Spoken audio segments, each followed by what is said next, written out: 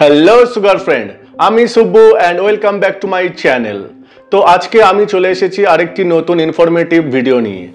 তো আজকে আমি যে বিষয়টা নিয়ে আলোচনা করব তার নাম হচ্ছে the history of Bitcoin from genesis to digital gold.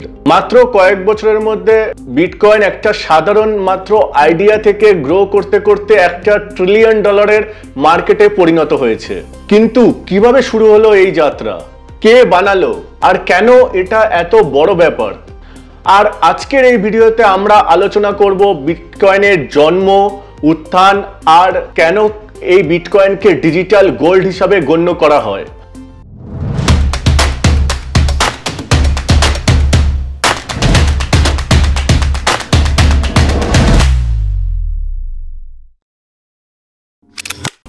The problem before bitcoin. বিটকয়েনের আগে আমাদের পুরো সিস্টেমটাই ছিল ব্যাংক আর সরকারের হাতে।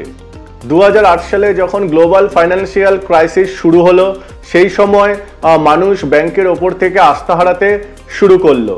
সেই সময় টাকা লেনদেন অনেক ধীর, ঝামেলাপূর্ণ আর এক্সপেন্সিভ ছিল। আর ঠিক সেই সময়ই দরকার ছিল একটা নতুন সিস্টেমের। The birth of bitcoin.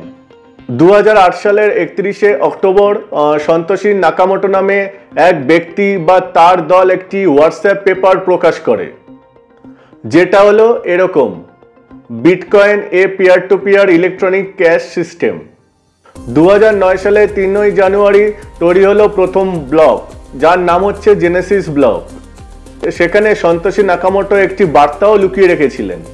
The Times 3rd Jan 2009 Chancellor on brink of second bailout for banks।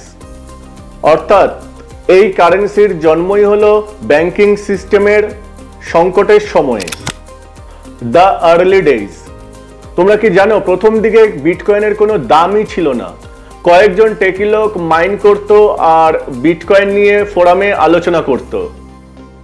2010 সালের 22শে মে ল্যাজলো হানিয়েক নামে একজন প্রোগ্রামার প্রথম বিটকয়েন দিয়ে একটা জিনিস কেনেন।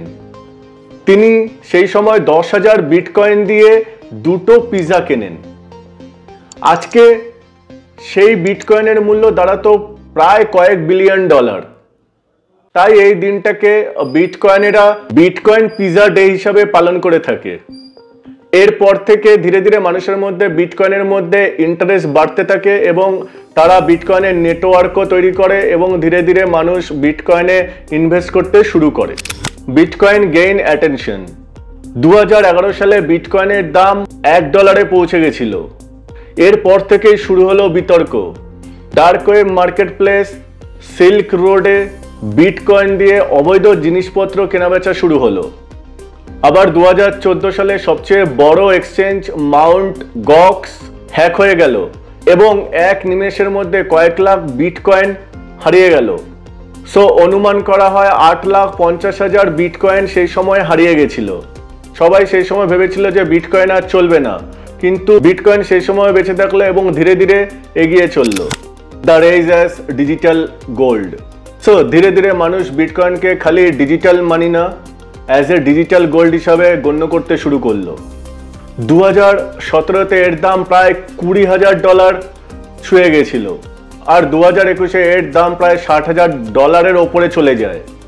টেসলা, পেপেলের মতো কোম্পানিগুলিও বিটকয়েন কিনতে শুরু করলো। অর্থাৎ এখন এটা মূলধারার ফিনান্স জগতের অংশতে পরিণত হলো আর ধীরে ধীরে বিটকয়েন একটা মূল্যবান সম্পদে পরিণত হলো, যাকে মানুষ অ্যাজ এ ডিজিটাল গোল্ড হিসাবে গণ্য করতে শুরু করলো। Why bitcoin matters.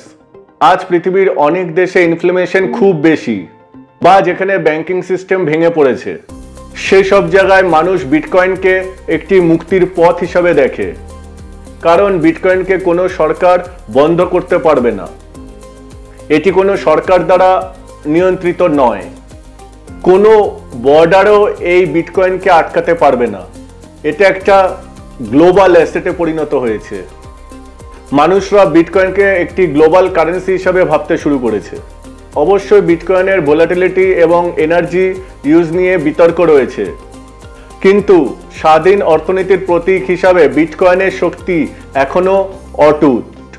একটা ছোট হোয়াটসঅ্যাপ পেপার থেকে শুরু করে আজকের গ্লোবাল রেভলিউশন, বিটকয়েন দেখিয়ে দিল টাকা কেমন হতে পারে, সেটাকে নতুনভাবে ভাবতে হবে।